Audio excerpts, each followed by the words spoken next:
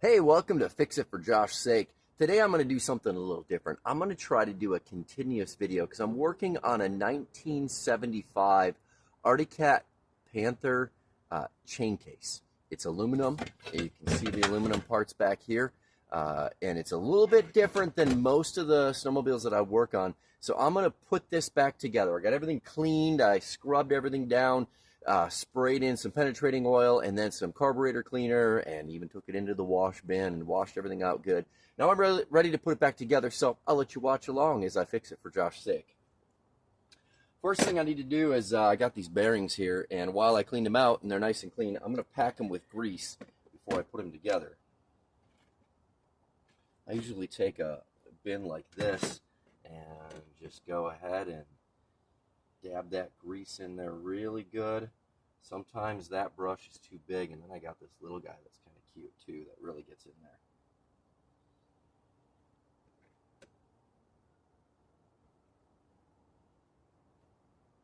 I want to really pack it in there. I realize at the end this chain case is going to have oil in it, but I don't know that these bearings seem very sealed on the backside, so I want to be sure there's grease in there, even if they will be sitting in a little bit of an oil bath at the end of the day.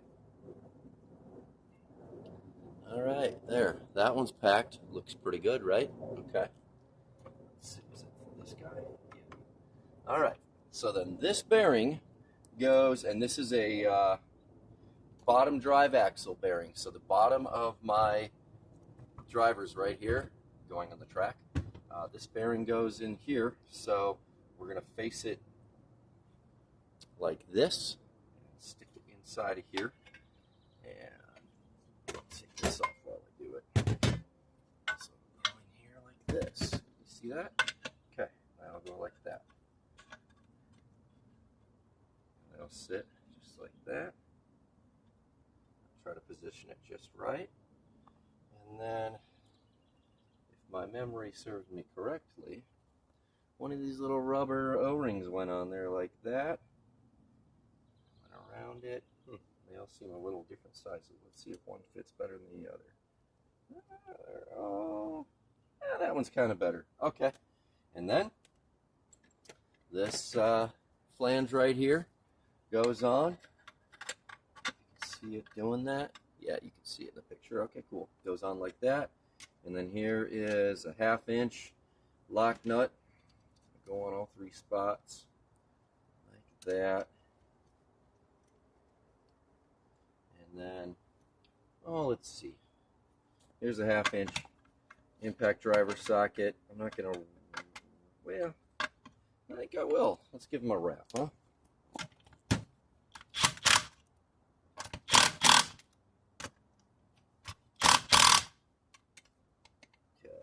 More.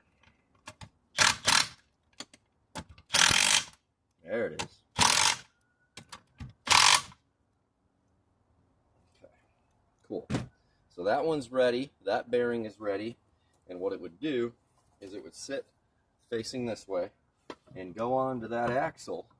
Of course, that axle needs to be driven in, but the axle would go into there, and the track is sitting right here, ripping along. My chain is out here. The inside of this chain case. All right, next bearing, and that's this one right here. Same thing, cleaned it all up. The difference is that this bearing is the OD, or the diameter on this bearing that fits here. This is the secondary clutch drive shaft, and so that bearing goes on there like that. So we're going to pack this with grease.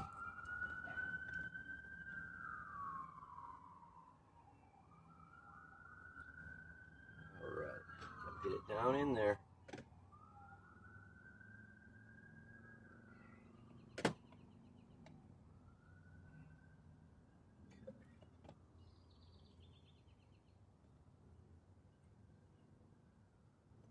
I was kind of surprised how grimy these bearings were. They were in an oil bath, like I said, but they definitely had some resistance and some kind of grimy groaning going on, and that's why I did such a deep clean when I sprayed penetrating oil in there, and then carburetor cleaner, and just flushed and flushed and flushed and flushed them, because I really want them to be smooth and actually, yeah, last a long time. So now that's like that. How do we say this goes? We said it goes like that.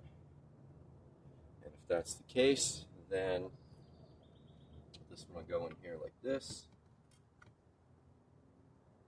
I'm trying to remember if it goes this way or this way. Let's see how this gear sits. Sits like that. I'll find out in a minute, because the spacing on this will tell me real quick if that needs to be like that or if this needs to be facing like that. So what I'm going to do is stick it in this section here and see what that spacing is. Just play with this and see what we find out. And this bearing I don't need to mess with because it is sealed, 100% sealed. So you can't put new oil in that. It's already nice and clean anyway in there. So this sits like this. Let's see if I put this other bearing in there, facing that. It's loose. Okay, so it's got to go this way. Okay, take your notes. This flange faces forward here, just like the flange faced forward down here. So I'm guessing that gives the spacing to push the sprocket away from these bolts. Yep, okay, that makes sense. If these nuts didn't have that flange, the chain might possibly be too close, or the sprocket itself might be too close. So that makes sense. It pushes it away. Yeah, it's kind of fun when you figure it out, right? Okay, so that's in there like that.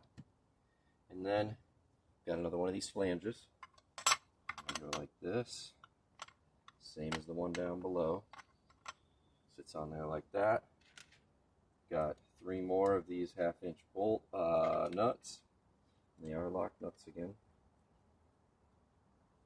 That. I always like to start these kinds of things with my fingers first to be sure I don't have anything cross-threaded and save myself a headache later.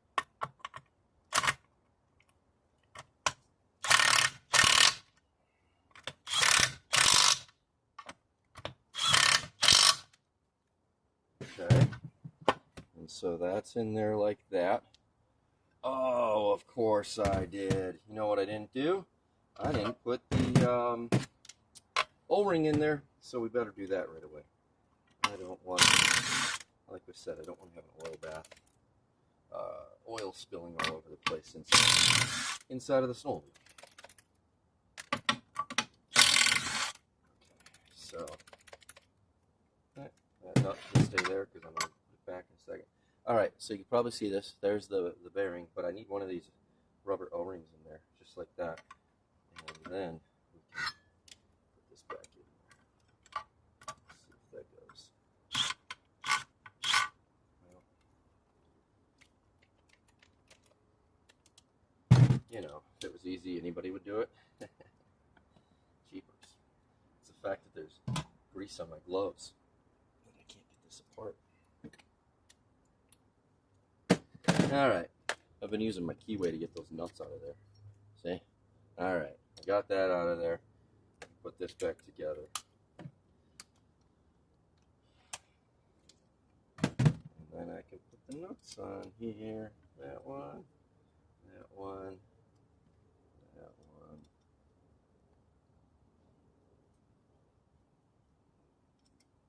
That one's stubborn. There we go.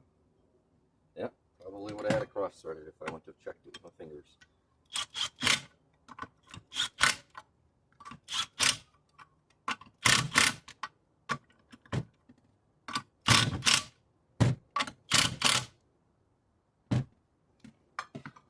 Alright, that one's on there. Now let's not make the same mistake on this side. We'll put the shaft in like that. We'll grab our O-ring right away, okay? Put that on. And now this is the clutch guard and also the flange. And these bolt holes here line up over here with this lip. So it goes down like this. Sits down in there. And then, you probably can't see it, but I'll spin it for you. See how that flange goes down. Boom, okay? And then I'll put my 1/2-inch lock nuts on these 2 flanges. I already got my O-ring on there, so I didn't screw that up. Screwing up once makes sense. That's how you learn. Screwing up twice, you probably pay attention. Screwing up 3 times, my goodness. Maybe walk away for a day and go look at the sunshine and trees or something. Now these shoulders are pretty short on these lock nuts, but I'm thinking it might be for chain clearance and sprocket clearance.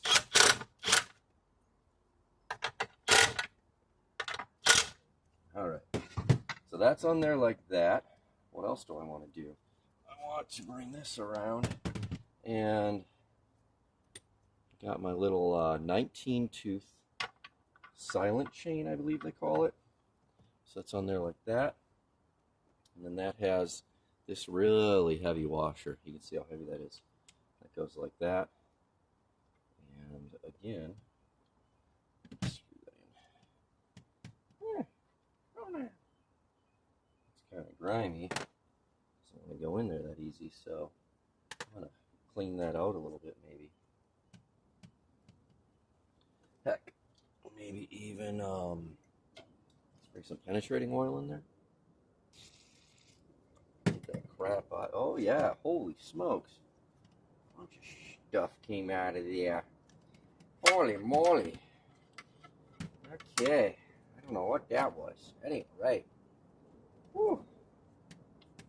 Okay, let's see if that goes in there now. Okay. Man, so much crap came out that I am going to do that one more time. Just like more. Whoops. You know what? Switch your hands, man.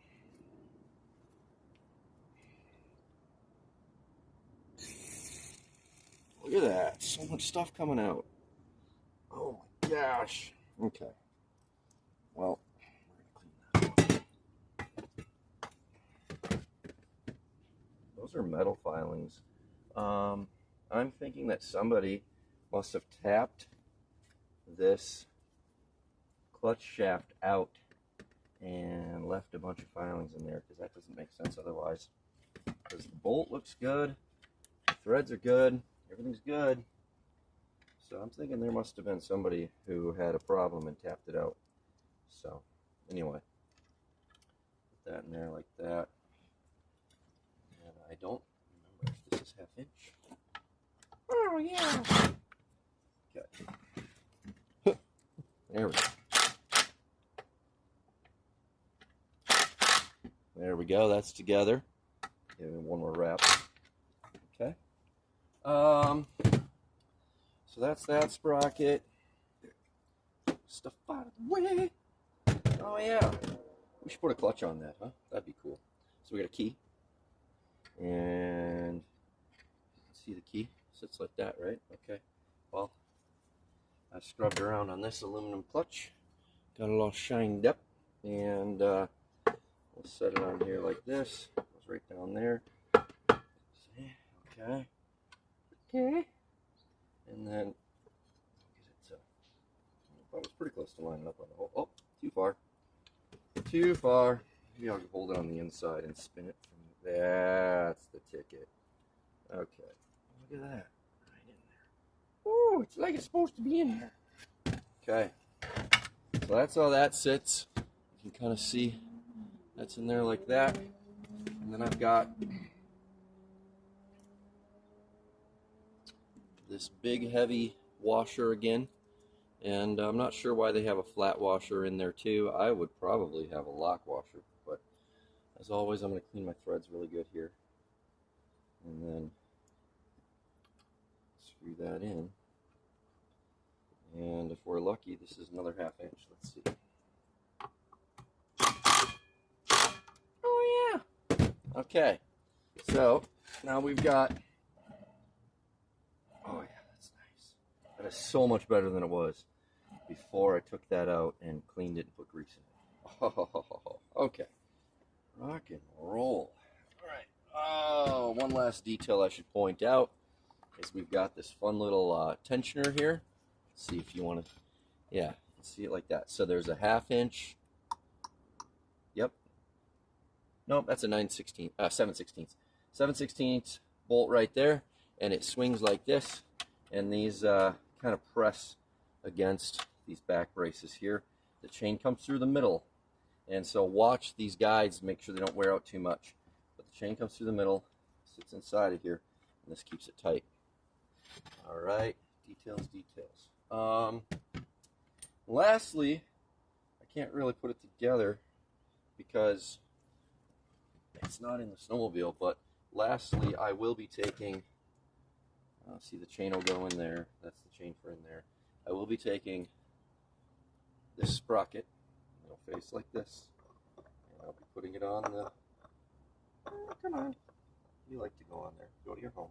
Yep, it'll go on there like that, and the washer and the bolt go like that, I'll press in, and that's how it'll be assembled when it comes in through this hole right here, and then the chain will sit from that sprocket to that sprocket, just like that. Of course, through the tensioner. You can envision that in your mind. Or do I want to show you? Let's just play with that. Just like this. Come through there, go like that, come around top, come like that, and it'll be on this axle. And this driver has the track on it. So, am I missing anything? Well, we should put a cover on this, huh? Should we put a cover on this? I think I got one over there. Let's see. Let me walk away for a second. I'm not going too far, don't worry.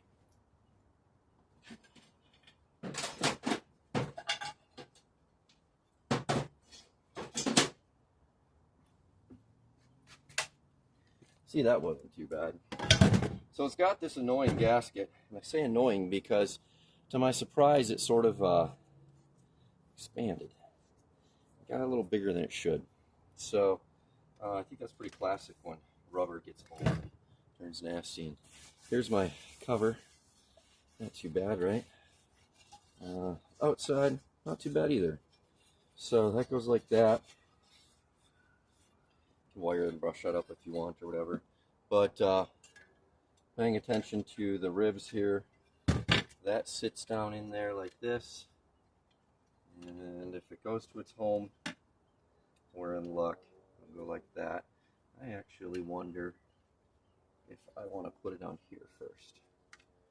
Yeah, you know what? I think this will be better. Put it on here. Where's that shape? Let's look at it here. Maybe it goes like that. Yep. Okay, so it goes like that. If that's the case, then it's got to go like that. And it's got to sit on the rib. Okay, so it sits on the rib like that.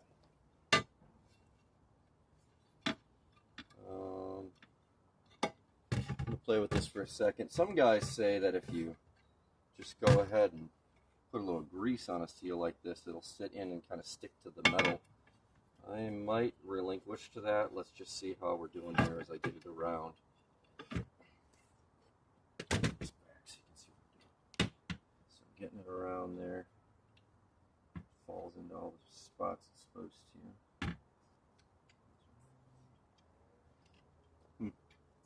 I don't like that either. I think it's supposed to go on here. Okay, yep, it's got to be on here. And the reason I'm saying that is because there's not relief in any of the bolt holes here. There's no relief there. So the gasket has that rib to it. See that dip? Has to go towards the chain case. See, we're learning this together. That's got to go towards the chain case. Sits in there like that. And if it behaves itself, yep, that's better. There's no kickouts along the prongs for the bolts. Okay. And it sits on there like, oh, look at that. Oh, wait, go back on. Don't run away. Oh, you're stubborn. Okay, so it hasn't been put back together for a little while, and you can tell it forgot to go to its home. All right. Okay, come on. Okay, stay there. Oh, yeah. Okay, got some bolts here. These are, I don't know. Am I going to tell you they're 1/2 inch? I'm going to tell you they're 1/2 inch. Okay, so there was, I guess, only one 7/16 inch bolt, and it was the one holding the tensioner arm on. All the rest was a 1/2-inch bolt. So that works nice. And there we go. Little whip and a whap here. Let's see. Don't over tighten them. We're just trying to do a little. I mean, I got to get in here to put it on the tunnel in just a little bit. Woo! Not so tight. Yeah, not so tight. There we go. That's better. Okay, so that's that. And then when you're all said and done, we've got these 3 bolts that go into the bulkhead. We've got these 2 brackets that rest on the bulkhead. And then we've got these 2 bolts that go into the bulkhead. So at the end of the day, that's how a 1975 Panther chain case goes together. I did this more for me than for you, but thanks for watching along as I fix it for Josh's sake. Have a great day.